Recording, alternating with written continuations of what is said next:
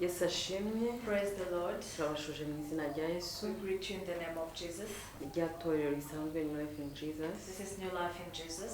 Twishimiye kongera kubana namwe. We are happy to be with you again.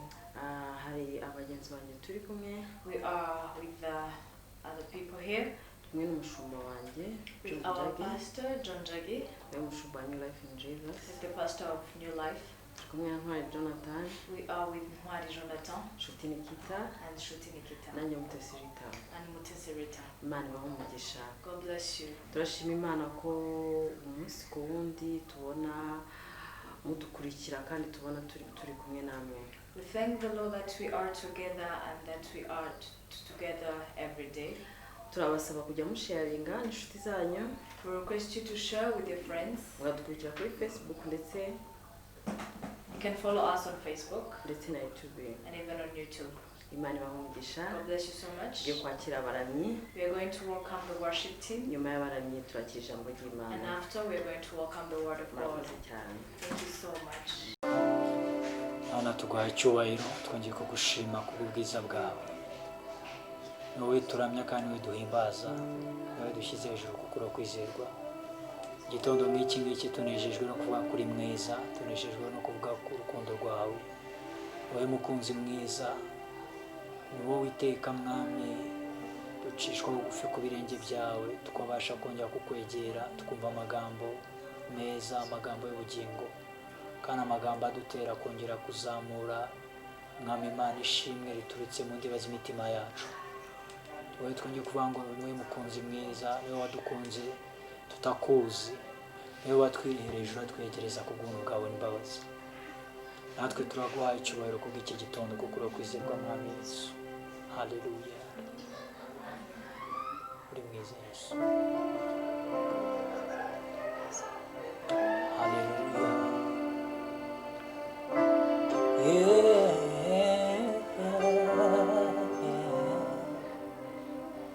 Nabonye umukunzi mwiza yaramutse namuzi,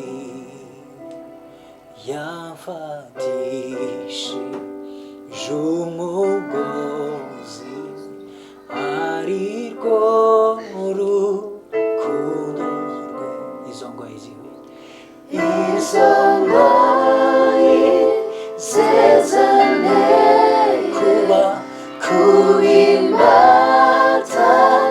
yerwose genduwe nawe nuwa kugeza iteka ryose.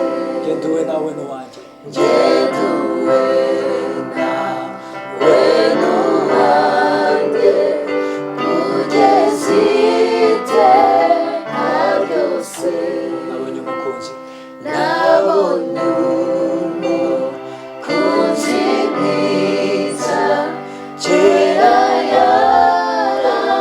yarambwiye, yaranguza mu bugingo, yaranguza mu bugingo, nawe yaranyihaye, none ibintu ufite byose, none ibintu ufite byose, nabonye ibikundira, ibyo nunze nanjye ubwanjye, iby'uwo mucunguzi,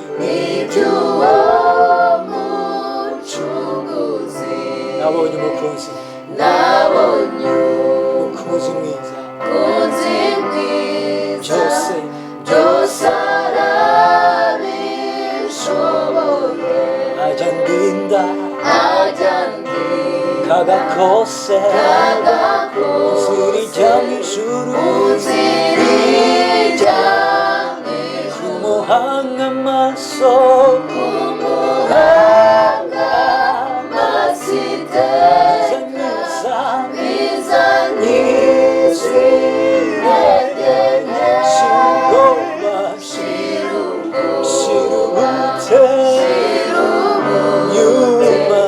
Nyuma nzatabaruka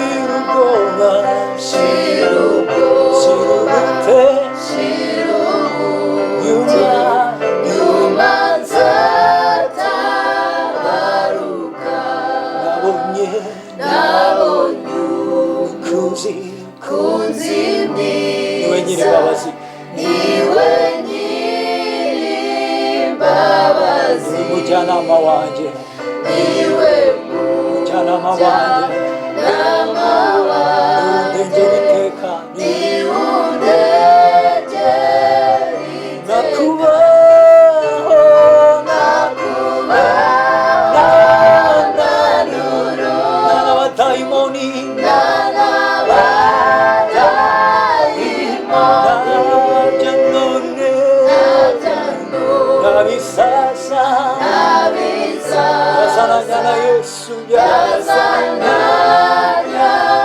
oh nakubaho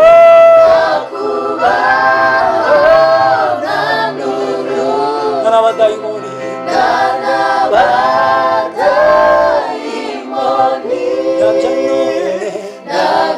none nabisasa yazananya na Yesu ubuzima bwanjye nabyo none nabisasa yazananya na Yesu kuko uruwo kwizerwa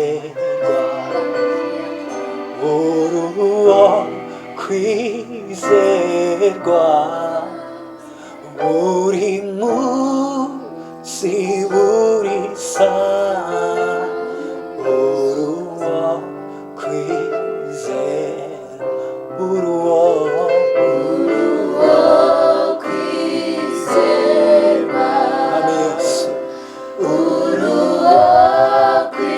kwizerwa buri munsi buri buri saha munsi buri saha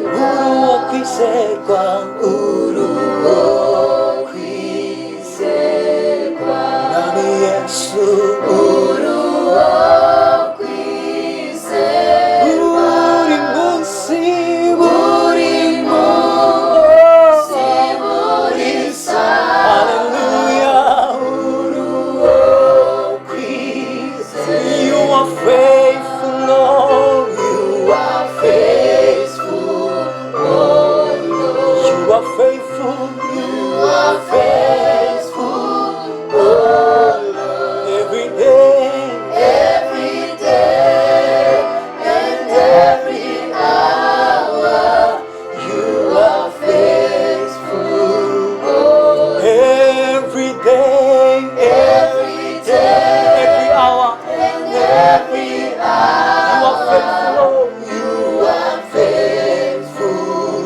oh Lord. every day Every day, every hour every hour, Lord you You are faithful, oh You Lord. are faithful You are faithful, oh Lord. Come on sing You are faithful Lord You are faithful, oh Lord. Hallelujah Every day and every hour, you are faithful, oh Lord. every day Every day and every hour, you are faithful, oh Lord. buri munsi Buri munsi buri saha, uruwo kwizerwa.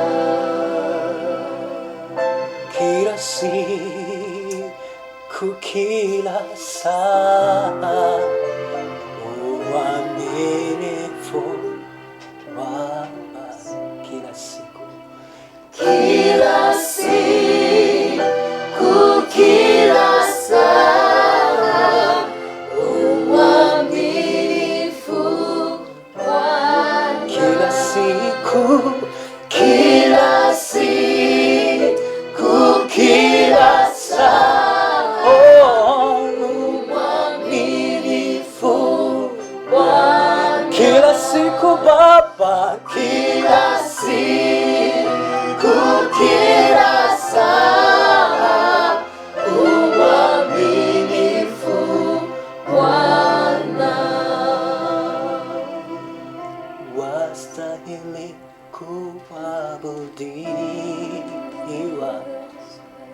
wastahili kuinuliwa, wastahili kupewa sifa na utukufu. Oh Yesu, wastahili sifa, wastahili kuabudiwa, wastahili kuinuliwa, oh wastahili kupewa sifa na utukufu. Oh Yesu, wastahili sifa, wastahili Baba, wastahili kuabudiwa, wastahili kuinuliwa, wastahili kupewa sifa na utukufu, na utukufu.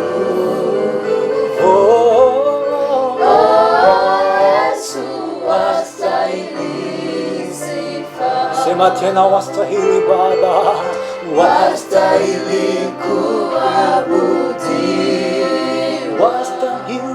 wastahili kuinuliwa, wastahili kupewa sifa na utukufu, na utukufu. Yesu, wastahili.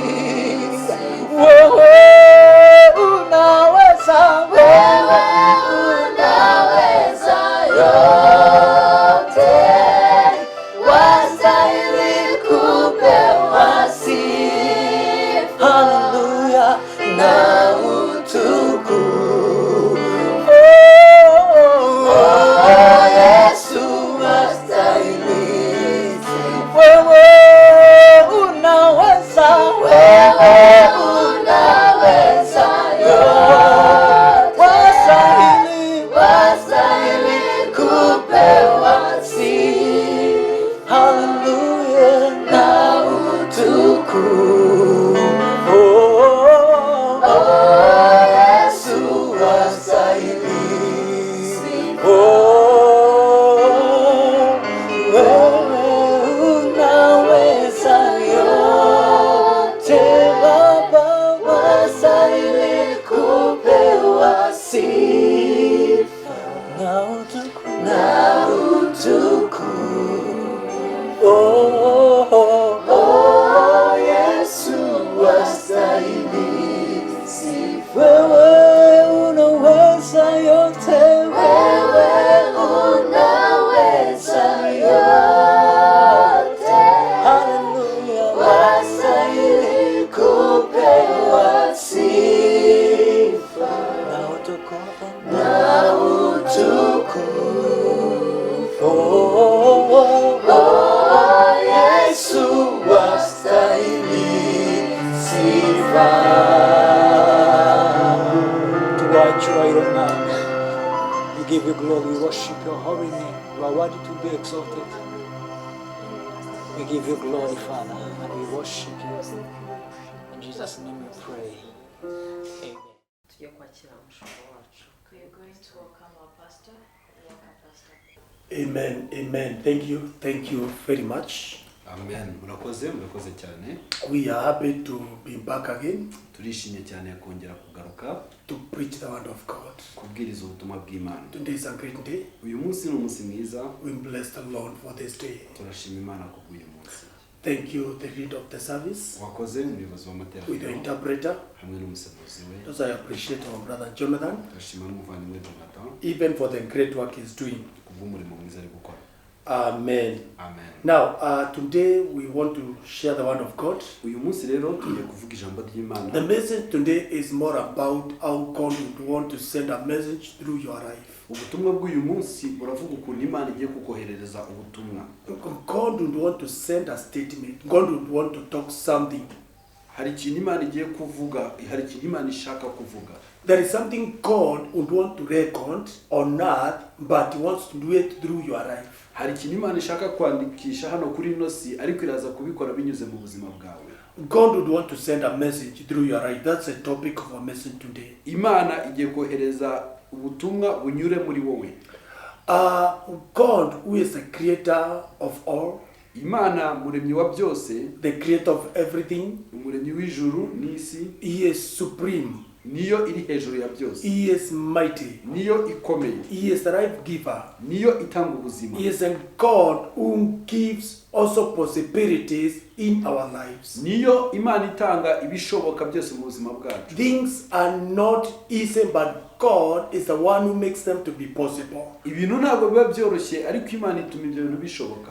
And so this God would want to make a statement through your life. Iyi Mana irashaka kugira ijambo ivuga mu buzima bwawe. You are not just supposed to be a believer, Wowe ntabwo urahungusa ngo umwizere, or you are not just supposed to be claiming I am the child of God. cyangwa se ngo uvuga ngo ndi umwana w'Imana gusa. There are messages which God would want to release so that it can be known that He is God, but those messages are supposed to be through you and me. Hari ubutumwa Imana ishaka kohereza bikamenyekana ko ari Imana, kandi ubwo butumwa buzanyura muri wowe no muri njyewe. When I talk about God sending a message, Iyo mvuze ngo Imana yohereza ubutumwa, God would want to get or to gain honor, and that honor He gains it through you and me. Imana ikwiriye kubona icyubahiro, kandi icyubahiro cy'Imana izakibona binyuze muri wowe no muri njyewe. For God to gain honor, it has to be through them, those who are born again. Kugira ngo Imana ihabwe icyubahiro binyura muri abo ngabo bakijijwe. As I talk to you, I know God is going to put in your spirit something which will change and transform your life completely. Mvugana nawe ndabizi neza ko hari ikintu Imana igiye gushyira mu buzima bwawe gishobora kuguhindura iteka. I've said that God is a giver of possibilities. Navuze ko Imana ni Imana itanga ibishoboka He is n'ibidashoboka. God who is a shaker of limitations. Ni Imana inyeganyeza ibyaguhagarika. And what I want to look at, it's like I want to base the message on this one thing. Ikintu nshaka kurebaho, ubutumwa bwanjye ndashaka kubushingira kuri iki kintu kimwe. That God, the supreme God, is who is the giver of life. Iyo Mana yacu ikomeye ariyo itanga ubuzima. He is also the challenger of every mountain on your way. Niyo ishobora gukuraho buri musozi wose. You don't challenge mountains because of who you are. You challenge mountains because of who you are in God. Ntabwo wahindura umusozi bitewe n'uwuriwe, ahubwo uhindura umusozi bitewe n'uwuriwe mu Mana. As I speak these words, I want you to understand that it's not about self-confidence. Mvuga iri jambo ndagira ngo mbwire ngo ntabwo bituruka ku cyizere we wigirira. It's a matter of trusting in God. Ahubwo bituruka ku kuba wizeye Imana. Faith is not self-confidence. Kwizera ntabwo ari ukwigirira icyizere wowe ubwawe. Faith is trusting in the power of the Almighty God. Ahubwo ni ukwizera mu mbaraga z'Imana ishobora byose. Self-confidence cannot take you anywhere. Kwigirira icyizere ntaho byakugeza. But trusting in God, Ariko kwizera Imana, that is where you start changing the impossibles to become the possible. aho niho utangira guhinduka ibidashoboka ukabihindura ibishoboka. I'm looking at the life of God, Ndiyo ndareba ubuzima bw'Imana, life of God, ubuzima Imana through His Son Jesus, bw'Imana binyuze mu mwana wayo Yesu, by the work of the Holy Spirit, bikozwe n'umurimo w'Umwuka in a wera life of a believer. mu buzima bw'umwizera. That's what I'm looking at. Icyo nicyo ndimo kureba. Life of God Ubuzima bw'Imana through the life of His Son, bunyuze mu mwana wayo, by the work of the Holy Spirit, bigakorwa n'Umwuka in wera the life of a believer. mu buzima noneho bw'umwizera. So, in your life as a believer, Wowe rero nk'umwizera there should be work of the Holy Spirit. hagomba kuba harimo umurimo wakozwe But that is through Jesus, the Son of God. binyura muri Yesu umwana It w'Imana, is through the life of Jesus. hanyuma bikanyura mu buzima bwa So Yesu. when we say God would want to send a message, Iyo tuvuze ngo Imana yashaka kohereza it's more ubutumwa, of God talking, and when he's talking about him, but he's talking about him through you and me. ni Imana ibivuga, ariko yivuga binyuze muri wowe nanjye. The presence of God Ukubaho kw'Imana should be felt in a life of a believer. kugomba kugaragara mu buzima bw'umukristo. I want to share something. Hari ikintu nshaka kubabwira, Starting in the book of, I will read some few scriptures today, but I want us to go to the book of Exodus. duhereye mu gitabo cy'Ukuva, Ukuva Chapter 14. ibice 14.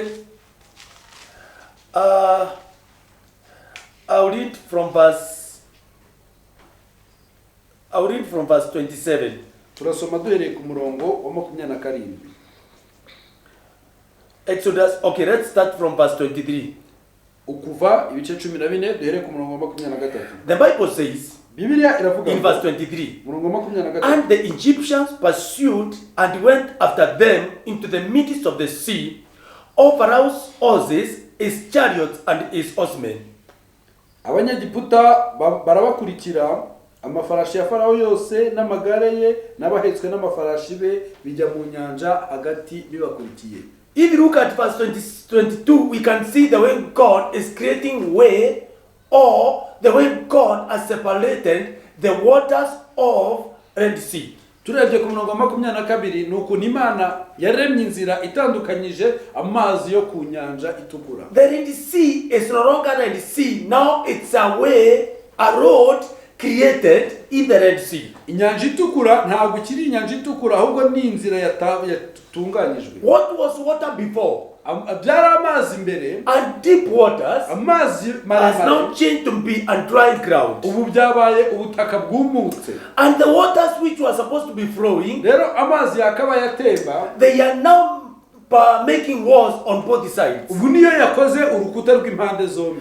And so the children of Israel have started walking on that dry ground. Rero abana ba Isirayeli batangira kugendera kuri ubwo butaka bwumutse. And as they were walking on the dry ground, Bagendera ku butaka bwumutse. this was meant for the children of God. Ibi ngibi byakorewe abana ba Isirayeli. It was not for the enemies. It was not for the Pharaoh's army. Ntabwo byari iby'abanzi, ntabwo byari iby'ingabo za Farawo. When God was doing this miracle, Igihe Imana yakoraga iki He gitangaza, did it for the children of Israel. yagikoreye abana ba Isirayeli. That means God will do miracles purposely to make a statement concerning His children. Bivuga ngo Imana izakora igitangaza kugira ngo igire icyo ivuga ku bana bayo. This is a miracle Iki ni igitangaza which God has done Imana yakoze because of His children. kubera abana bayo. But the Pharaoh's army, Ariko ingabo za Farawo, the Pharaoh and his army, Farawo n'ingabo ze they've decided bafata umwanzuro. we don't want to consider that this is for the children of Israel. Ntabwo tugiye kwita ku kuba icyari cy'abana ba Isirayeli. Ours is to pursue them. Ibyacu twese tugiye kubakurikira. If the enemy is pursuing a child of God Iyo umwanzi ari gukurikira umwana w'Imana and is pursuing a child of God akamukurikirana in a miracle mu gitangaza, which was performed by God, icyo gitangaza because cyakozwe n'Imana. God Kubera ko has Imana prepared a way in the sea, yamaze gutegura inzira mu nyanja. and now the enemy did not realize Rero ntabwo umwanzi this yabimenye. is a miracle for the children of Israel. Amenye ko icyo gitangaza ari cy'umwana wa Isirayeli. The origin of the miracle Isoko y'icyo is the gitangaza one who delivered them, ni ya wa wundi because wababohoye. after God delivering you, Kubera ko nyuma y'uko He Imana is also igucunguye, able to make a way for you. ibasha kugucunga. God cannot deliver you Imana ntabwo and yagucunga, fail to make a way for you. inanirwe God kugucunga. delivers you Imana and yagucungura, creates miracles yarangiza ikarema even as ibitangaza. continue with Him. Wamara gukomera, And so they are being pursued. hanyuma barakurikira. It's a blessing when the enemy is pursuing you Ni umugisha iyo umwanzi ari kugukurikira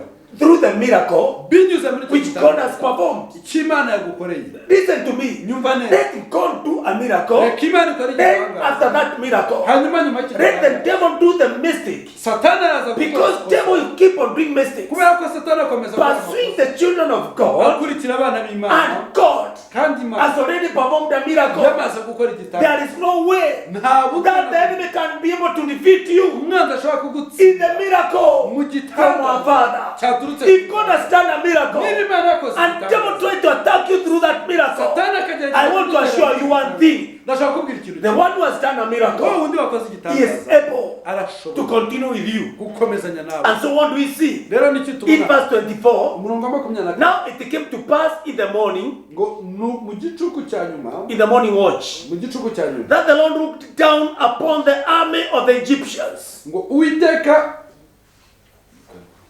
through the pillar of fire and cloud, and he troubled the army of the Egyptians. ngo mu gicuku cya nyuma Uwiteka yitamururiye mu nkingi y'umuriro y'igicu yitegereza ingabo z'abanyegiputa bacikamo igikuba.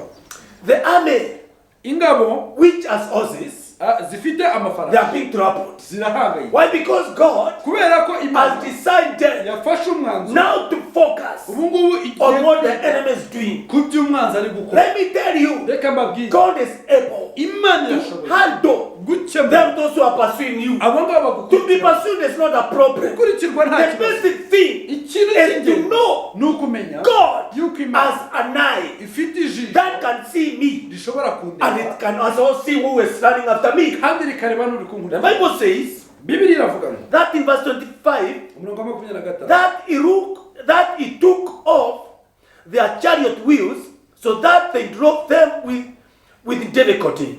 And the Egyptians said, "Let us flee from the face of Israel, for the Lord fights for them against the Egyptians." 25 avuga ngo akura inziga ku magare yabo bituma akururika aruhije cyane. Abanyegiputa baravuga bati duhunge Abisirayeli kuko Uwiteka barengera akarwanya Abanyegiputa.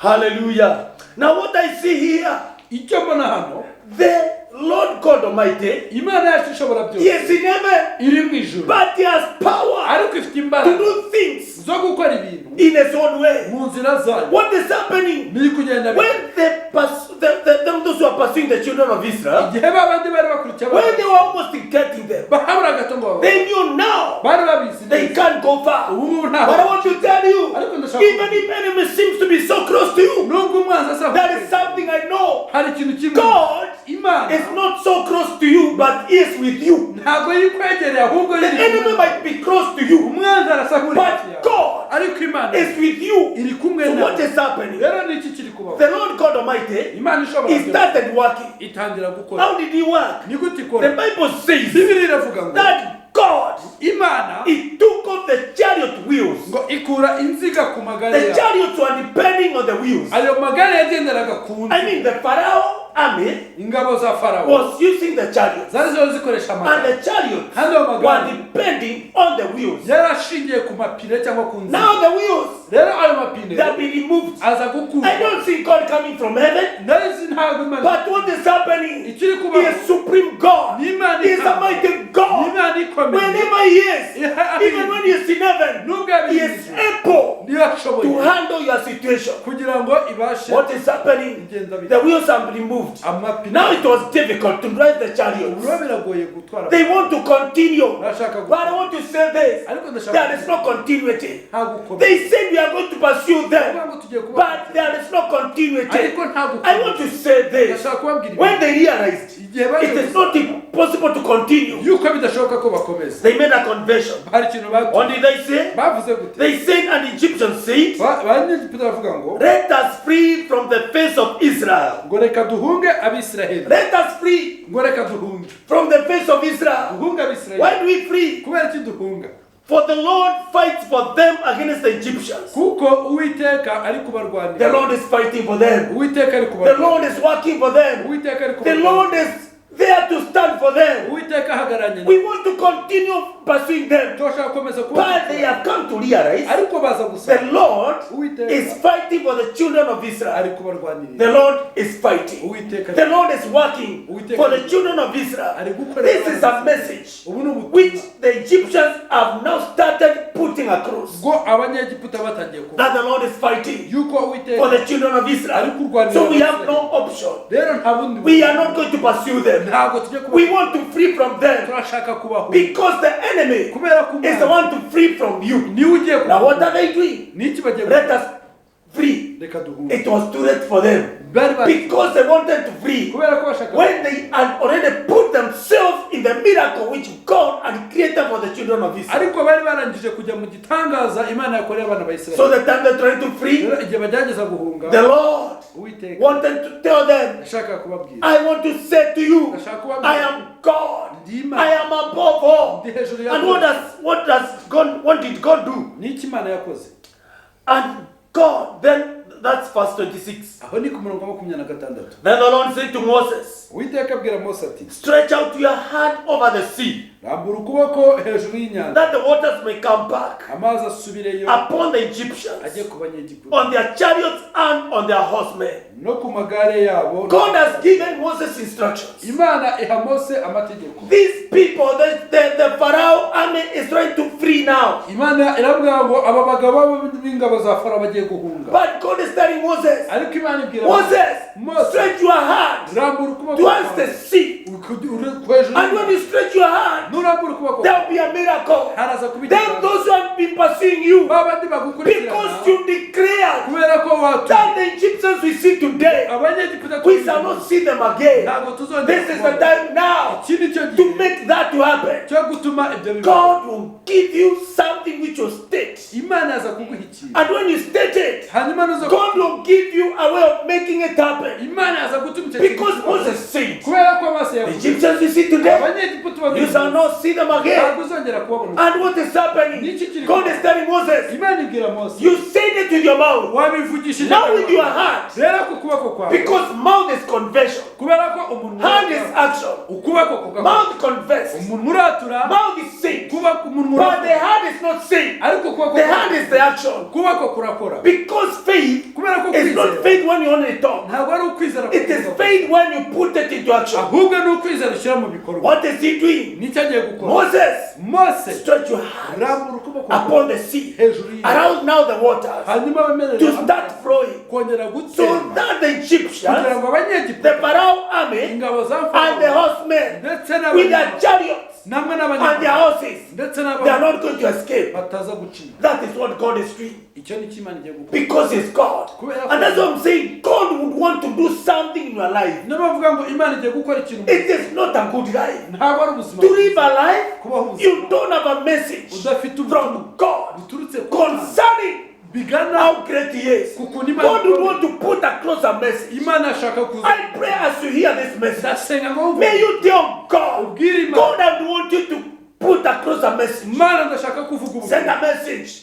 I Ohereza need a message Nkeneye in my life. mu buzima bwawe. I need a message Nkeneye ubutumwa so that God Almighty, kugira ngo Imana people can say abantu bashaka that God Imana is truly fighting irimo for irakurwanya so and so. kanaka na God is ready to fight for you, Imana yiteguye kukurwanya such that the enemy will say, kugira ngo amazi I've avuge come to realize naje gusanga God Imana is fighting irwanirira for you. kanaka. The enemy can give that confession. Umwanzi They agahamya, are trying to free now. baragerageza Before the title, mbere yuko what their title, mbere ubundi bwa they mbere were called people who are pursuing. bari abantu bita abakurikirana, But now ariko ubu they have realized baje there gusanga is something I want you to go for today. hari ikintu nshaka kuza Go gusa for one thing. ugende That ushaka your enemies will realize kugira ngo umwanzi the Lord is fighting for you. Imana iri kukurwanya. When they realize that, Iyo amaze they will start pursuing you. atangira kugukora, You don't have to keep on fighting against them. ntabwo ugomba What you require is to be the pattern of God. ukuba mu ruhande. God has a pattern. Imana ifite When you're in that iyo pattern, uri muri uwo bwa there is no doubt nta gushidikanya you will be able to make the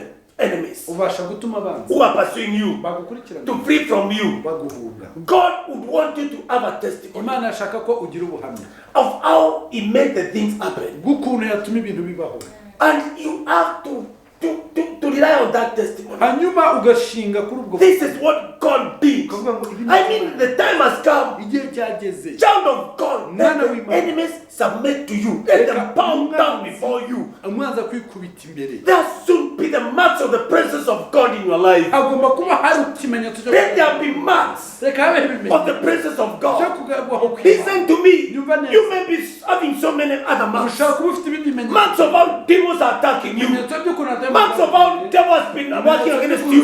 But now today, the Lord has another mark for you. God will want to give you another mark. Imana ashaka kuguha ikintu That is the mark of saying the presence of God ukubaho kw'Imana is in your life, let there be that mark. reka habe icyo kimenyetso. Hallelujah. Amen. Then the enemies come. reka umwanzi The Bible in the book of Deuteronomy, Bibiliya mu gitabo cyo kubara chapter 28, verse 7. ibice 28 The Bible is telling us Bibiliya iratubwira ngo that the enemies will come against you. ngo abanzi bazagutera. Hallelujah. Amen. Let us go to that scripture. Reka tujye kuri icyo cyanditswe. Deuteronomy chapter 28, Kubara ibice 28, verse 7. gutegeka kwa kabiri ibice 28, Deuteronomy 28, verse 7. gutegeka kwa kabiri ibice 28. Hallelujah. The Lord, hallelujah. This God, the Lord. Listen to me. Nyumva neza. The Lord. Uiteka. The Lord will cause your enemies who rise against you Uiteka azatuma abanzi bari baje kukurwanya to be defeated before your face. banesherezwa imbere yawe. They shall come out against you Bazaca mu nzira imwe bagusanga one way baciye mu nzira imwe. and flee before you Bahunge 7 ways. baciye mu The nzira. Lord will cause all your enemies. Uiteka azatuma The ababisha. Lord will cause. The Lord will cause. Uiteka God causes. There is something that God is able to do. God does one credential. hari ikintu Imana igiye gukora. He has a credential. Imana igiye gukora. He has a character Imana ifite of causing. wo kugira The icyo. Bible says God will cause Imana Uiteka your azatuma enemies ababisha who rise against you bari baguhaguruka to be defeated banesherezwa before your face. imbere yawe. Listen to me. The enemies will be defeated Uiteka azatuma before your face. They are not going to be defeated in a secret place. ntabwo The bazatsindwa defeating of the enemy is before your face. ni mu maso. What has happened to the children of Israel? Biri kubaho ku bana ba They Isirayeli can see it now. It is not a secret. ntabwo ari ibanga Because of the source of the Red Sea, kubera ko ku isoko y'inyanja itukura they will see the bodies barimo babona abantu of armies. babona ingabo The army with a crown, ingabo zambaye but amahanga dead. ariko zapfuye The army who has been promoted, zari zimaze but he is dead. ariko yapfuye. Because what is happening? kubera iki God Imana will cause your enemies iraza gutuma abantu who rise up against you babandi bari bahagurutse bakuru to be defeated bagiye before your gutsinda face. imbere Listen to me, your face is not only good for the face mask, your face is good for something else. amaso yawe ntabwo ari ayo kwambara agapfukamunwa gusa ahubwo nayo kubona abanzi bawe batsinda. Even as you put the face mask, n'uwambu wamena you need to agapfukamunwa prepare witegure to go beyond the face mask. urenge kwambara Put it agapfukamunwa well. ukambara neza But I thank God, ariko the ndashimira face mask is not covering the eyes agapfukamunwa ntabwo kazaguhisha amaso because eyes should see. kubera ko amaso agomba The kuba other things are being told to go on a break, ibindi byose igomba kujya but the eyes are not going on a break ariko amaso ntabwo azajya because God would want your eyes kubera ko Imana to ashaka see amaso yawe ko abona the defeat of the enemies. akabona That's why the Bible says niyo mpamvu the Bibiliya enemies who rise against you to be defeated before your face. It is not only to be defeated, it is to be defeated before your face. ngo Uwiteka azatuma ababisha bawe batsindirwa imbere y'amaso yawe. So Pero- put your face mask wambara agapfukamunwa kawe neza and also put kandi wongere your enemy defeated mask. wambara n'agapfukamunwa Amen. Because God will make your enemies to be defeated before your face. Before your face. imbere y'amaso yawe. Hallelujah. Amen. Is it macho? Face. Huh? imbere Face your face. mu maso hawe. Are you getting me?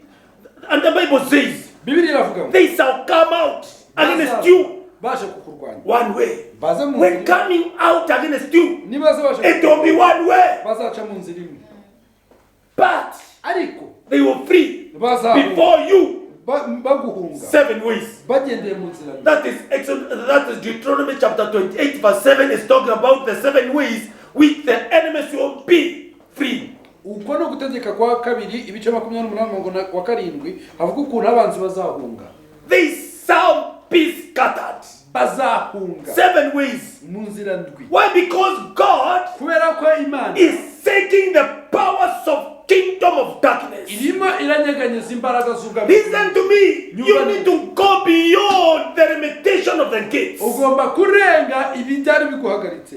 gates which are gates of limitations. amarembo They yaraguha are gates of limitation. hari amarembo But you can get into the pattern of God. ariko ugomba kujya mu Just like Mordecai. ukamera nka He Moridekayi was at the gate. yari ari ku marembo Limited there. ari aho But he knew Ariko if he gets into the pattern of God, nijya gukorana the n'Imana gates of limitation amarembo will yaramuha not limit him again. ntabwo ari bwongere Even you, No, you no. need not to be limited again. agomba By the gates. kubera The Imana gates have been keeping you at a place whereby you can't even think beyond who you are. amarembo yaraguhagaritse ku rwego rwo But kudatekereza from this moment, ariko kuva uyu munsi things are changing. ibintu birahinduka Just like Mordecai. nk'uko When he Moridekayi entered into the pattern, because God has a pattern. yinjiye mu There is a bufatanyabikorwa pattern we call the pattern of hari God. ukugenda ukaba umufatanyabikorwa wiwe When you are in that pattern, iyo uri aho ngaho you are no longer limited. nta kintu na kimwe kiguhaye Things will come your way ibintu biza mu nzira just because you are in the pattern of God. kubera ko uri mu ruhande rwawe Hallelujah.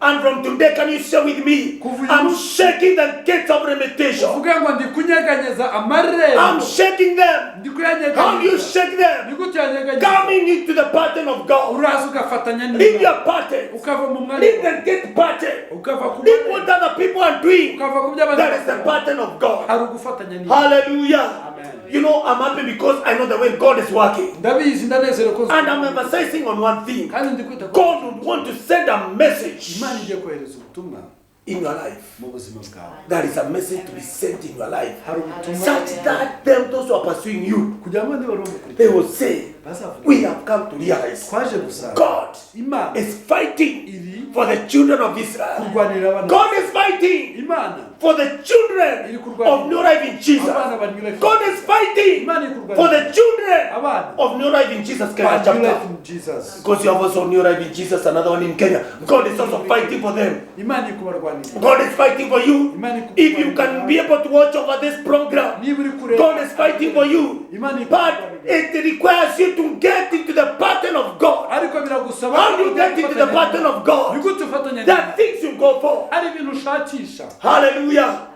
There is something I saw, I think it was it yesterday? hari ikintu nabonye ejo hashize Somebody came and he sent me a CV. umuntu yaraje anyoherereza CV ye umwirondoro we And it's a good one.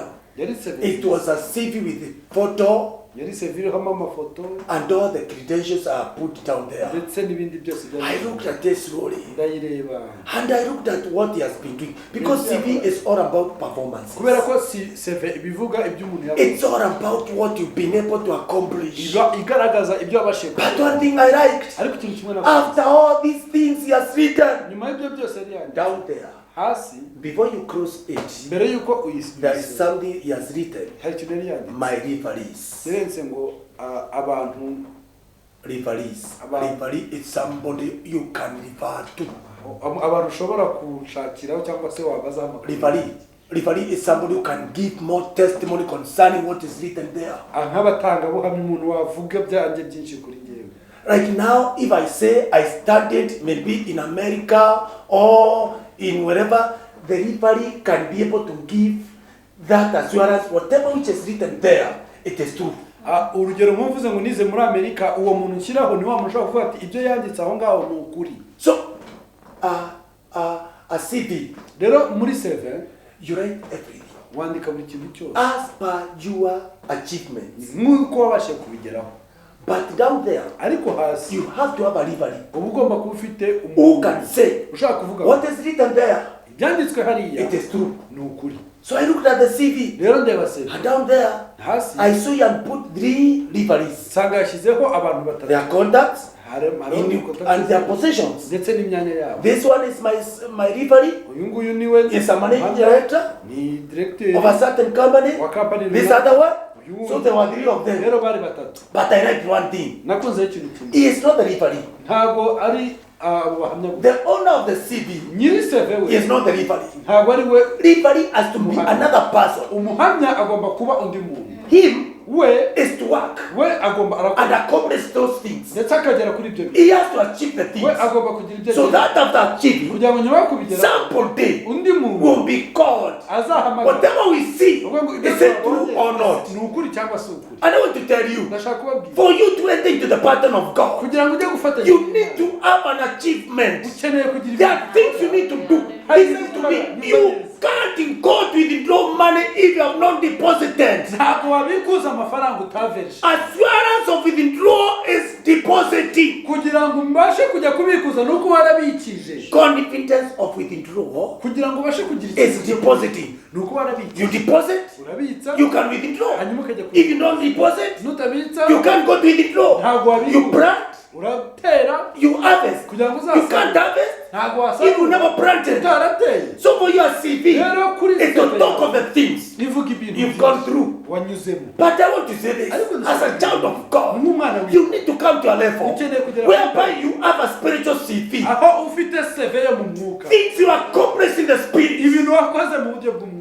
And when you accomplish them, kandi niba a warabikoze time will come when you use your CV. igihe ukoresha CV yawe I want to share something. hari icyo nshaka kubabwira Hallelujah. amen Bwana asifiwe sana. amen Hallelujah.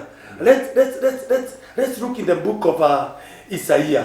reka turebe mu gitabo cya Yesaya Isaiah chapter 38. Yesaya ibice 38 From verse 3.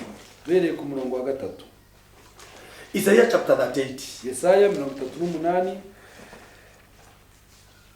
I want to talk briefly about Ezekiah. ndashaka kuvuga kuri gatoya kuri Hezekiya Isaiah chapter 38 Yesaya 38 from verse 2. guhera ku murongo wa 2 Then Ezekiah turned his face towards the wall and prayed to the Lord. nuko Hezekiya yerekera ivure atakambira Uwiteka ati Now, you see, Ezekiah has received a message from prophet. Prophet, listen to me, this is not just an ordinary man. He got a message from prophet Isaiah.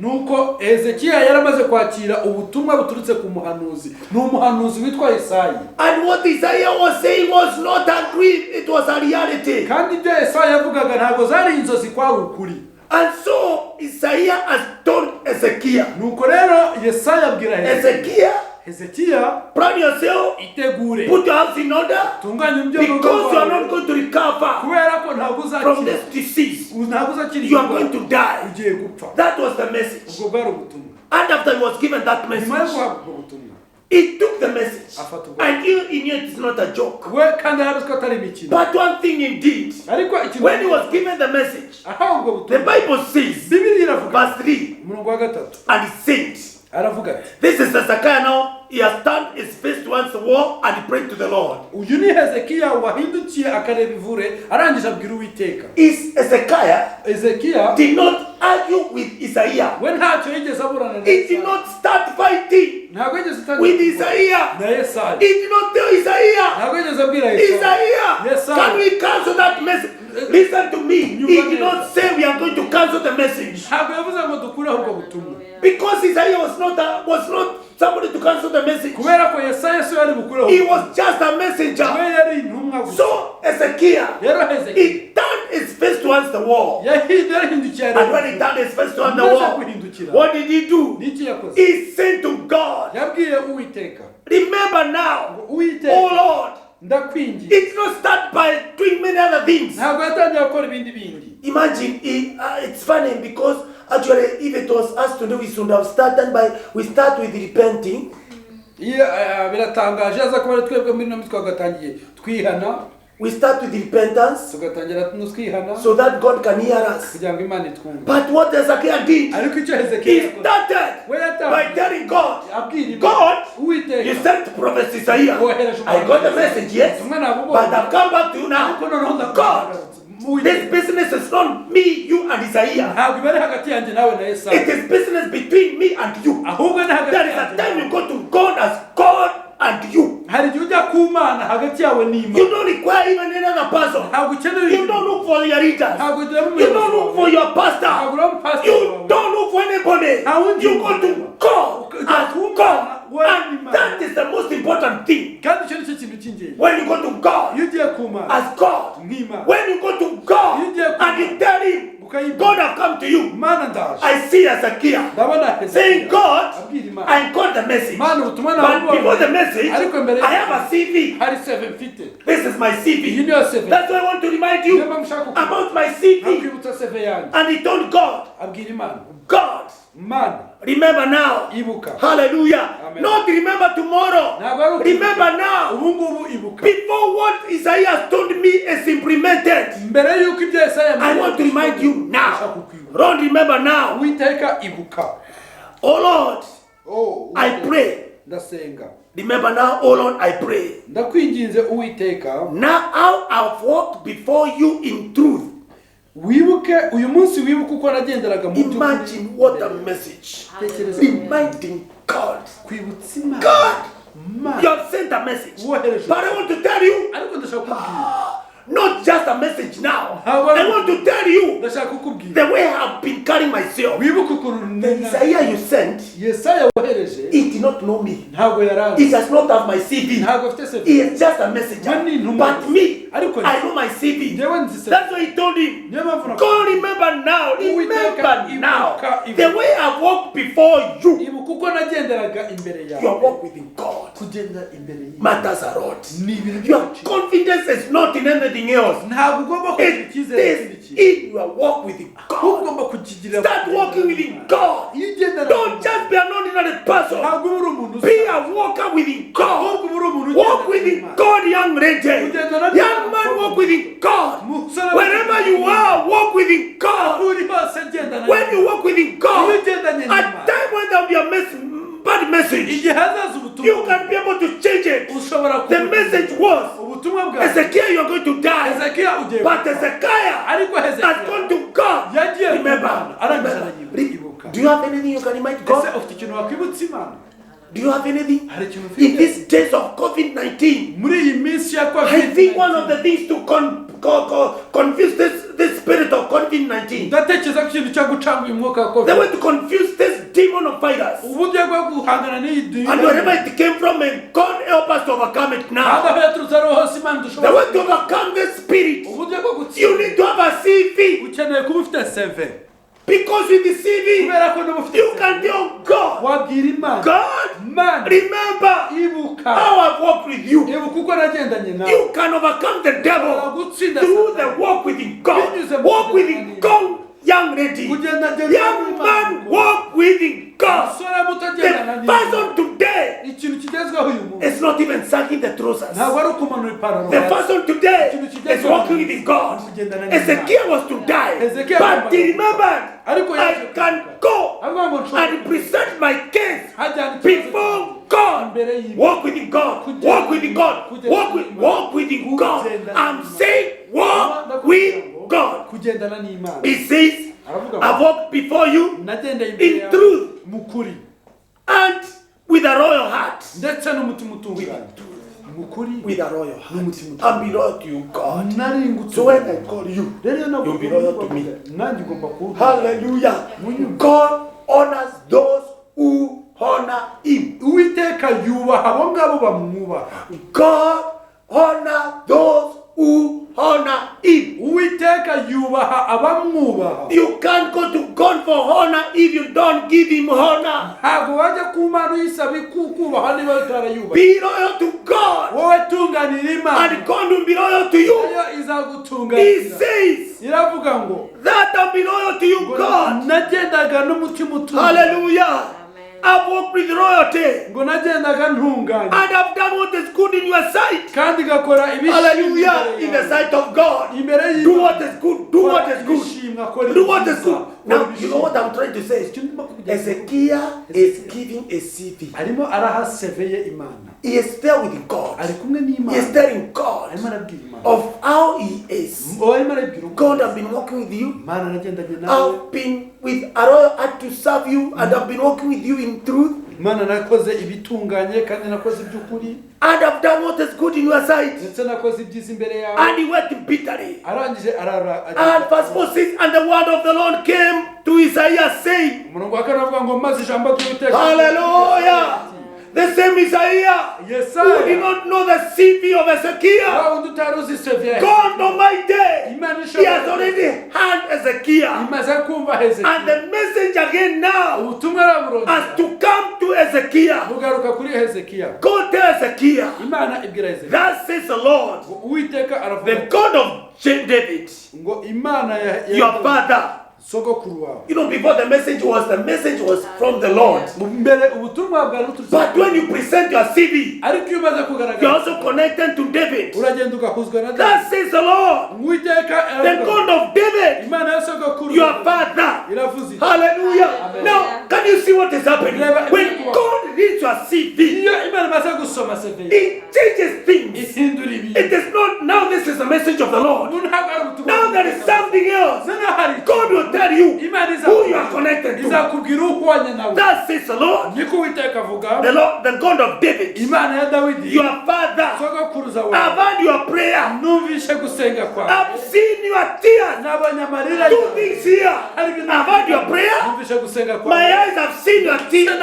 Your tears. yabonye amarira Your tears amarira ya did not go to a waste. ntabwo I've seen them. nayabonye And now nuko I've come to tell you, Ezekiel, kubwira hezekiya because of your CV, kubera seve yawe I'll add to you your days. ni ku minsi yawe 15 more years. nongeyeho I'm going to give you 15 more years. nongeyeho indi myaka Why am I giving you more 15 years? kubera icyo nguhaye indi myaka cumi It's n'itanu because ni ukubera you have presented your CV. wowe umaze kugaragaza Listen to me. nyumva neza God would want to make a statement. imana irashaka kugira He would want to ijambo send a message. irashaka kohereza But it will be on the basis of your CV. ariko biraba biturutse kuri seve yawe Hallelujah. Amen. You need to have a CV. ukeneye kuba ufite seve CV. Have a CV. I don't know whether you can comprehend what I'm trying to say. sinzi niba uri kumva icyo nshatse May kuvuga God open your eyes imana ifungura so that amaso you can be able to understand. kugira ngo ubashe You kumenya require a CV. yuko ukeneye This is my CV. iyi ni The seve same thing with David. niko na dawidi byagiye David. David. If you read in the book of 1 Samuel, usomye mu gitabo cya samweli hallelujah. Bwana Yesu asifiwe. amen In the book of 1 Samuel, usomye mu gitabo cya the samweli Bible is telling us, bibiliya iratubwira ngo 1 Samuel chapter samweli wa 17. mbere ibice 17 Amen, amen, amen. Hallelujah. amina Your CV as a child of God is all about the victories we have gotten in our walk with God. Your walk with God cannot be a walk with God without victories. seve yawe nk'umwana w'imana igomba kuba igendeye ku ntsinzi y'ukuntu wagendanye n'imana Hallelujah. amen Bwana asifiwe sana. amen Amen, amen, amen. Amen. In the book of 1 Samuel, mu gitabo cya samweli wa mbere chapter 18. ibice 18 Hallelujah. If you read, I've said 1 Samuel chapter 17, not 18. samweli wa mbere ibice 17 nawe 18 1 Samuel 17:31. 17 umurongo wa 31 The Bible says, bibiliya iravuga ngo now when the ones which David spoke were heard, they reported them to Saul, and he went for him. ayo He magambo sent for him. ayo magambo bumvise dawidi avuga bayashengerana kwa sawuli abyumvise aramutumira People with the CV, abantu bafite they seve talk differently. bavuga ibintu bitandukanye Now what David says here icyo dawidi yavuze hano has been heard. kimaze kumvikana It has been taken to King Saul. barangije bakishyira Do umwami you remember the brother of the elder brother of David? muribuka umukuru wa dawidi The man called Eliab. wa mugabo witwa When he saw David in the battlefield, igihe yabonye he dawidi started asking him, yatangiye why are you here? What are you coming to do? Where are the little sheep? iza ntama Where have you left them with? wazisize he Who have you left them with? wazisiganye nandi What is happening? byagenze bite Because this area, kubera ko eliyabu as much as he has that title we nubwo yari afite iyo tito on being the firstborn, yo kuba umwana w'imfura he is a firstborn ni umwana w'imfura who is CPRS. ariko udafite seve CPRS. Without CV, udafite seve there is something. CPRS without CV. udafite seve Because he has been there in the battle, kubera ko yari ari ku rugamba but he can't fight. ariko ntabwo But yashobora there comes hanyuma haza the youngest of all. umwana mutoya He is now around. ubu ngubu He is araha with a CV. we afite seve And whatever he said, kandi ibyo yavuze it has gone to King Saul. bijya ku mwami Then David said to Saul, that is verse 32, hanyuma umurongo wa 32 let no man's heart fall because of him. dawidi abwira sawuli ati Your servant will go and fight with the Philistine. ntihagire ukurwa umutima nawe umugaragu wawe ngiye kurwana n'uwo mufilisitiya with this Philistine. ngiye kurwana n'uwo mufilisitiya And so said to David, nuko Sawuli abwira Dawidi you are not able to go against the Philistines. ati ntiwabashobora gutera uwo mufilisitiya You are not able to go against this Philistine to fight with him. ntiwashobora gutera uwo mufilisitiya ngo umurwane For you are youth. kuko ukiri umusore. Hallelujah. Amen. And he, a man of war from his youth. ngo kandi ni umugabo amenyereye kurwana uhereye mu What is King Saul telling David? niki umwami Sawuli I know Goliath, Goliath ndamuzi but you, ariko wowe I don't know you. ntabwo nkuzi You don't have to be known by King Saul. ntabwo bisaba umwami What Sawuli you require icyo ukeneye is that you know you have a CV. ntuzi ko ufite CV. David says, Dawidi aravuga ati you know Goliath, urabizi Goliath but me, I know me. njyewe ndiyizi I know me. njyewe ndiyizi You may not know me. wowe ushaka I am ubutaha a young, I am a youth. ndiwe ndacyari umusore But this one has been fighting. ariko uyu nguyu amaze igihe But arwana. now, ariko I want to introduce me to you. ndashaka kukwibwira I have a CV Fit that you can present. ugomba kuba ufite CV To King Saul. ukayereka umwami Sawuli. Hallelujah. Amen. Do you know CV urabizi CV of David ya Dawidi was to be present to King Saul? yagomba kujya kuri Sawuli Because for Goliath, kubera ko it's not Goliath presenting the CV. we ntabwo agaragaza It's CV. killing. we ari You don't give CV to somebody you are going to kill. ntabwo nta CV umuntu ugiye kwica But the one you want to give CV ariko ushaka is the guhaza one who can give you access. ni wowe ushaka kuguha uburenganzira. You know, David did not even give the CV to Eliab. ntabwo Dawidi yahaye CV ye Eliyabu He left Eliab. yasize He Eliyabu went to somebody else. arangije ajya ku wundi You have to be able to identify ugomba the kubasha people. ukamenya When you talk to them, abantu uza kuvuga they can take you hari abantu from where you are bashaka kugukura and talk about you bakakuvuga to another level. bakakugeza ku rundi So this person went to King Saul, rero uyu muntu and he said there is somebody talking hano different hari to uri him. kuvuga ibintu bitandukanye And King Saul said, nuko umwami Sawuli David has been fighting. Dawidi Not David, but Goliath. Goliath amaze igihe arwana Since he was a youth. kuva akiri So according to us, rero kuri twe we see you as a youth. turakubona So we don't see you. ntabwo making tubona it. nk'umuntu wabishobora What happens? byagenze bite? David says Dawidi aravuga ati to King Saul, listen to what David said. umva icyo umwami But that is verse 34. umva umurongo wa 34 But David said to Saul, Dawidi asubiza your Sawuli servant used to keep his father's sheep. umugaragu wawe naragiraga intama And when zanjye. a lion or a bear came and took a ram out of the flock, iyo zaterwaga n'intare cyangwa idubu zigakura umwana I w'intama went after them. narahubukaga I went after it narahubukaga and struck it nkayikubita and delivered the ram from his mouth. nkayiyambura mu kanwa kayo And when it arose against me, yamvumbukana I caught it by nkayicakira its beard akananwa and struck nkayivuta and killed it. nkayica That you don't know, King Saul. ubyo nawe But me, I know. ariko njye ndabizi So you know this man has been fighting. rero wazi ko mbwa amaze But me, I want to tell you, ariko nyine ndashaka this is my CV. iyi niyo CV Listen to me, child of the living God. You need to have a CV ukeneye kugira that you can present. kugira ngo ubashe kuyigaragaza When you present it, it will talk more about the victories iraza kuvuga intsinzi God has given in your life. iyo imana yaguhaye mu buzima bwawe. Amen. David says, Dawidi aravuga ngo I am going now. ubu rero ndagiye This is my iyi CV. niyo CV yanjye. Hallelujah. Amen. And so King Saul said, nuko umwami Sawuli aravuga ati I mean, I can't stop you now. ntabwo naguhagarika You go. genda Go. genda Because David has given a CV. kuko Dawidi yaramaze gutanga King Saul umwami Sawuli has allowed him to aramwemerera go. aragenda. Verse 37 says, 37 aravuga ngo moreover, David said, Dawidi arongera aravuga ati the Lord who delivered me from the paw of the lion Uwiteka wandokoye mu nzara z'intare n'idubu and from the paw of the bear. no mu ndubu He will deliver me from the hand azankiza of this Philistine. no mu maboko y'uwo mufite. And so sent to David, Nuko Sawuli Go, abwira Dawidi ati and the Lord be with you.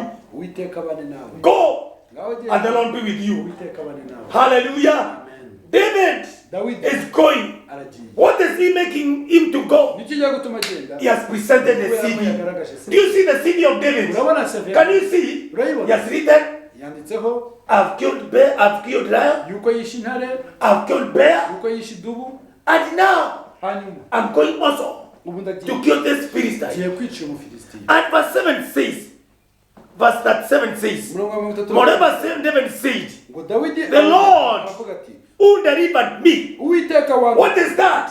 iki ni iki The Lord who uwiteka delivered me. wandokoye All these achievements, ibi ngibi byose if you want to know them, niba ushaka the kumenya Lord is uwiteka my rivalry. niwe Down muhanga here, hano the hasi Lord is my rivalry. uwiteka niwe I'm muhanga told bear. nishe idubu If you want to confirm that, ushaka the kubimenya Lord is my rivalry. uwiteka niwe muhanga I've killed lion. nishe If intare you want to get the ushaka assurance of that, kumenya the Lord uwiteka will help me. niwe You need to write a CV. ukeneye And when you write your hanyuma CV, kwandika se you can put 3 rivalries. ugashyiraho You can abantu put batatu God the Father, ugashyiraho God the Son, and God the Holy Spirit. Imana Mwuka. Search it out. If anybody wants to know you better, hagira umuntu ushaka they can refer to God, bazagende the babaze Father, Imana the Son, and the Holy Spirit. David says, Dawidi aravuga ati go, genda confirm this. genda Because the Lord who delivered me, kubera ko Imana God who is a deliverer. ya Mana yanabaye Hallelujah. The real cities, they come from uncomfort zones. seve nyazo zituruka ahantu hatatu There is no good city which will come from comfort zone. nta seve nziza wakura I'm talking to people who don't want to do anything. They just want to be there saying, we are living by faith. Yes, you're living by faith. But faith is not faith until we see you walking. ndavugana n'abantu babandi badashaka kugira icyo bakora bavuga ngo twe tubeshejweho no kwizera kwizera ntabwo ari ukwizera ntacyo uri gukora Hallelujah. Faith kwizera requires movement. gukeneye We walk by faith. tugenda So faith is a matter of walking. rero kwizera bituruka mu So let God rero Imana be the one aba ariyo to state about you. iza kugira icyo Let God send a message concerning you. reka Imana You ikora need to have your CV. Have a CV. Don't be a Christian without a CV. niba umukristo You need a CV. Jonathan needs a CV. Jonathan Nikita, you require a CV. ita ukeneye seve Our sister Rita, you require a CV. icyo wacu rita Each one of us, even me. ndetse twese I need my CV. seve Hallelujah. Amen. Each one of us buri will wese require a CV. akeneye seve Like David. nka Dawidi Say, this is my akavuga ngo iyi CV. niyo seve And when he presented his CV, amaze kugaragaza seve he was told you go. arambwira ngo genda You are young, uracyari muto you are youth, uri urubyiruko but because of your CV, ariko kubera seve you go. genda Your CV will take you to places. seve yawe How do you create your CV? gute ukora You create your CV ukora seve by changing your thinking. uhindura imitekerereze Think differently. What different? Think of impossibles. utekereze mu bintu bidashoboka And when you think about those impossibles, ntutekereze ko ibintu bidashoboka do things which nobody is doing. ukora ibyo undi muntu uwo ari wese atakora Hallelujah. Go to some interviews which people of your caliber cannot go. Go. ugenda ukora interview abantu mu Go ngano to batakora jobs. Go to places which somebody of your caliber cannot go. ugende ahantu abantu mu ngano batajya God Imana is a creator niyo muremyi of possibilities. He is able to create the impossibles and make them possible. Hallelujah. Bwana Yesu asifiwe sana. You are able to go David ibasha ushobora kugenda because you have a CV. kubera ko ufite From today, kuva uyu may munsi you tell God, bwira Imana I'm going for another CV. Imana ndashaka In Jesus' name. mu izina rya Yesu. Hallelujah.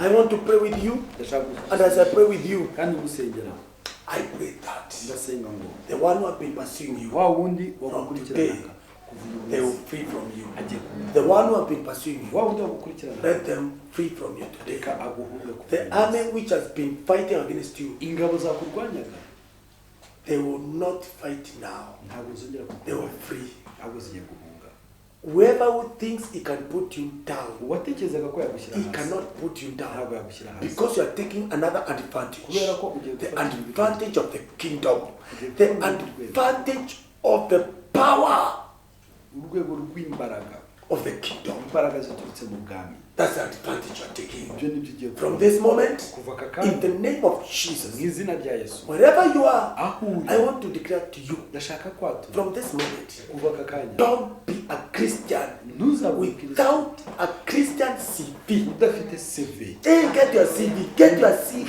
CV. get your CV, write it. David had a CV, Ezekiel had a CV. Who are you to stay without a CV? You need a CV. Don't say I'm a mother. bivuga ngo ndi And my umumama mother was married. ndi umumama Now me, I just there ngero ndaho ngaho to look for the children. wo kwita ku bana gusa Get a CV. shaka CV In Jesus' mu name, izina rya I want Yesu to pray for you ndashaka kugusengera and God bless you so kandi much. Imana ibamugisha Let's pray. reka dusenge Father, we thank you. data turagushimira We honor you for with you all things are possible. turakubashye kuko hamwe nawe byose birashoboka In the name of mu Jesus, izina rya I Yesu declare to the viewers who are viewing us wherever they are, ndatura ku bantu bose bari kutureba even our good members of New Life in ndetse Jesus. n'abamambure bacu ba New Life in We dedicate each one of them to you. buri wese And we turamukunda declare, Father, kandi turatuye the armies this armies which I've been trying to pursue them, izi ngabo zageragezaga kubakurikirana the time has come igihe cyageze for them now to free kugira ngo zihunge from your children. zihunge abana bawe When they realize